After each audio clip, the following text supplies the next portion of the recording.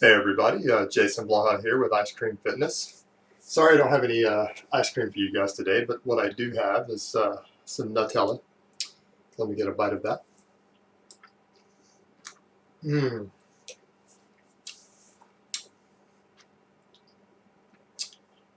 Alright, what I'd like to talk to you guys about today is 5x5 training protocols and to present to you my defense of them. I know I've previously done a video on this, but the quality of it was just really horrific, and I've now purchased a new webcam and mic. And so again, I'd like to rehash this topic again. And again, one of the reasons I really want to touch on this subject is that I happen to be a huge fan of 5x5 training systems for hypertrophy purposes.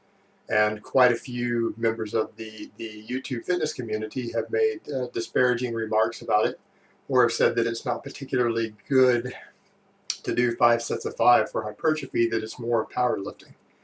And I simply disagree with this, and I would like to present my case for why.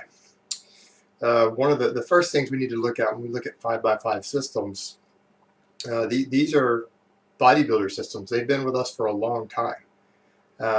Guys like Reg Park were popularizing these in the 60s and 70s. And I mean, again, a lot of the early bodybuilders from that era, I mean, from the 50s and things, used 5 sets of 5 type protocols, in order to help them gain both muscle mass and strength. And so again, this is a very time-proven rep and set scheme that's been with us for a long time, and the results have been proven for decades. So this isn't something new that's been thrown upon us, and it originated in the ranks of bodybuilding. I mean, in the ranks of very serious bodybuilding, in the days before steroids even became popular, before the use of drugs became really prevalent within the sport. And you really can't, just in light of that history, you can't completely discount it. Okay, and I would like to make it perfectly clear that, again, when I'm defending a training system or a method, I'm not saying that method is the best or the only way to go about doing things. And I will repeat again on a lot of my videos that there is no single one right way to train that is going to get the best results for everybody all the time. Different people have different needs. Even your needs for optimal results are going to change from time to time within your development over the years.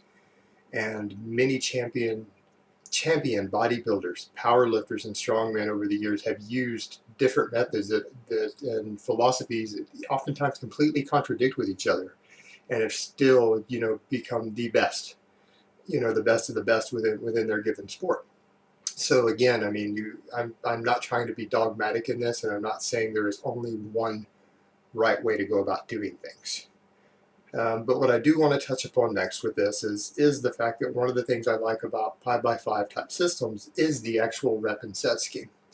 One of the criticisms oftentimes leveled against 5x5 systems by many who are not fans of them is that, again, that the rep range is too low, that the total time under tension is too low to properly induce hypertrophy, that the actual hypertrophy rep range is 8 to 12 reps.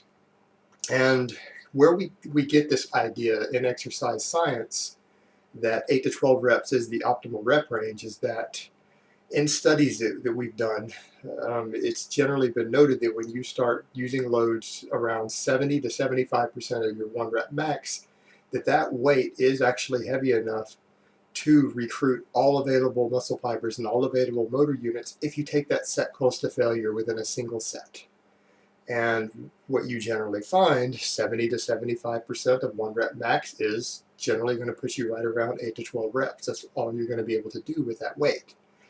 And so again, if you're trying to recruit maximum muscle fibers for every set, that weight or heavier will do so. But the general idea there is that you can do it in the fewest sets because you do the heaviest workload when you're doing 8 to 12 reps. You're going to move more total weight and induce a bit more metabolic fatigue doing a slightly higher rep set that still recruits all available muscle fibers. And part of the problem with that is that, again, that's more of an efficiency issue. It's not necessarily an issue of what's optimal. And doesn't address the fact that metabolic fatigue isn't a requirement for maximum muscle fiber hypertrophy. I mean, metabolic fatigue has its own benefits, which I've actually covered in another video, but it is not an absolute requirement to achieve maximum hypertrophy. It just isn't. And when you come back to the point, what I do feel that you can do by dropping down with something like 5 sets of 5 is that you can still have enough time under tension. If you're doing 5 sets of 5 for 25 total reps for the weight that's around 80% of your max, you are doing 5 total sets in which you are recruiting all available muscle fibers on a given lift. And what you are doing is sustaining that for 25 total heavy reps. So again, you get enough time under tension to induce near optimal hypertrophy on something like that. And so again, I mean, it is an excellent way to induce hypertrophy. Now, again, when you go back and look at programs like Starting Strength, I do agree. Those are generally 3 sets of 5. And you have 40% less total time under tension. And you're oftentimes only doing 1 total lift for a body part for only 15 reps. Okay, I'll agree with those sort of systems. For anyone but a novice, you're not getting enough total time under tension for optimal hypertrophy. You're getting enough to gain some hypertrophy, but that is a little more strength oriented. And when you add in those 2 extra sets, you do get quite a bit more time under tension, and you do actually induce a little bit of metabolic fatigue and get some of the benefits of that. And so again, it is very effective for that. And the other point I'd like to make regarding that is that, again, while we could argue that doing the higher reps might allow you to induce the same amount of hypertrophy in one session with fewer total sets, what it doesn't address is the rate of progressive overload. When you go and look at that, it's generally agreed by all experts across the board, whether we're talking about experts who have degrees in exercise science and who are researchers who actually study this, or you're talking about championship winning coaches who coach professional athletes, people who coach professional bodybuilders, and just in general, most of your championship winning bodybuilders all agree that, and we've agreed on this for 2,500 years. I mean, this goes back to ancient Greece, and the ancient Romans knew this, that progressive overload seems to be the biggest factor in muscle hypertrophy and in how big you're going to get. You have to be continually increasing the load, whether it's through additional metabolic work with the same rate or workload density, or just simply increasing the weight on the bar. But you have to be continually increasing the load, or you stop growing. You don't grow if the load isn't increasing.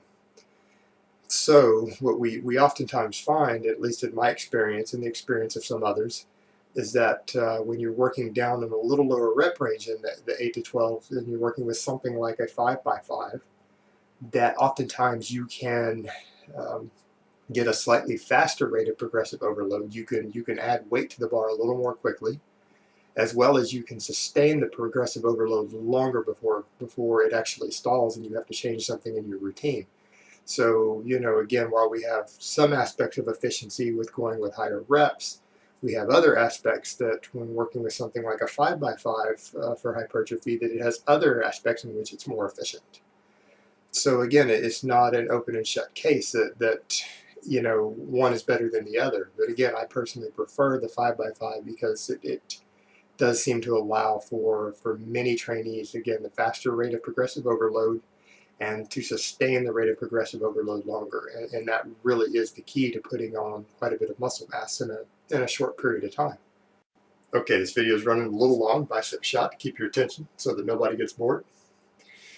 All right, the next point I'd like to raise in defense of not necessarily just the 5x5 rep and set scheme is the fact that 5x systems in general, when you read 5x5 workouts, whether again it's one of the newer ones that we see online like Strong List 5x5, for novices, or some of the older 5x5 type systems that Reg Park wrote for various intermediate and advanced bodybuilders that are quite a bit more volume, because oftentimes you're doing more than one lift for body part for 5 sets of 5. But regardless of that, you see several things in common that I really, really like. And I think that these are extremely beneficial for hypertrophy, particularly for the non-advanced trainee. And first of all is, again, they tend to be very high frequency. Most 5x5 systems have you doing some type of squatting and some type of pressing 3 times a week, in addition to some type of pulling 3 times a week. Again, as I've covered in the training frequency video, if you're a drug-free trainee, training a muscle group multiple times per week has huge dividends, huge dividends. And again, it just goes back to the way that protein synthesis works post-workout and how long the growth and adaptation window is. And again, I've covered that in another video. And on top of that, the other thing that you see with these 5x5 systems is that there's a huge focus on heavy barbell work, heavy compound movements. And what you oftentimes see with a lot of novice trainees, they want to shy away from a lot of the heavy work, and they get focused on this obsession with doing dumbbell work, which isn't necessarily bad in and of itself, but again, it's sometimes the load is lessened with barbell work. Doing cables, machines, tons of isolation work. I mean, these are things that are more of refinement. They're not going to put a lot of size on you. And so again, a lot of guys who are seeking size, they'll get hung up in doing way too much of these things and not enough of the heavy barbell work, and they stop growing, they stagnate. And again, so these type of systems will keep the focus on the type of lifts that are going to put the real muscle on you, that are going to put a lot of meat on your bones. Again, heavy barbell work and heavy compound movements done at a high frequency.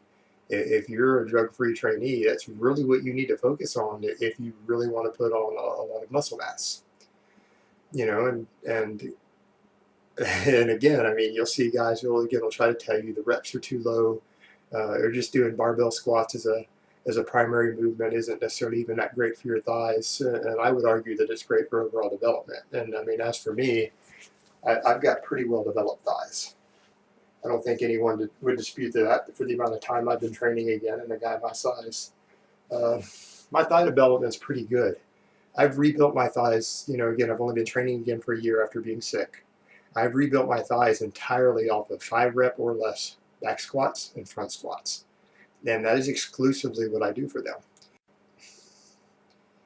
And again, I mean, even one of the other points you could level with this is that a lot of the people who will say the system is, these sort of systems are not good for muscle hypertrophy, they'll tell you that, doing 3 sets of 8 with 75% of your max is actually, pretty decent for hypertrophy, that you can make good gains off of that. And then I guess my question to them would be, then if 3 sets of 8 for 24 total reps with 75% of your max is good for hypertrophy, why wouldn't 25 total reps with 80%? So actually 5% heavier on the weight and 1 more rep, in your total rep and set scheme is going to be inferior to doing 3 sets of 8. I mean, and again, I mean, that doesn't make any sense. So again, I mean, the points to consider with all of this is that, again, the 5x5s, they have a long history of use, even in the pre-steroid days, to develop huge muscular and powerful physiques. They use a rep and set scheme that allows not only for enough time under tension and muscle fiber recruitment for really good muscle growth, but they allow you to usually sustain a high rate of progressive overload for a long period of time. And again, they put a heavy focus on the movements that are going to put the most muscle on an individual in the shortest amount of time, and they have you do them very often. So again, that's my basic defense of 5x5 type training systems. I'll give you guys another bicep shot. And that's all I have to say about that. I'll talk to you next time.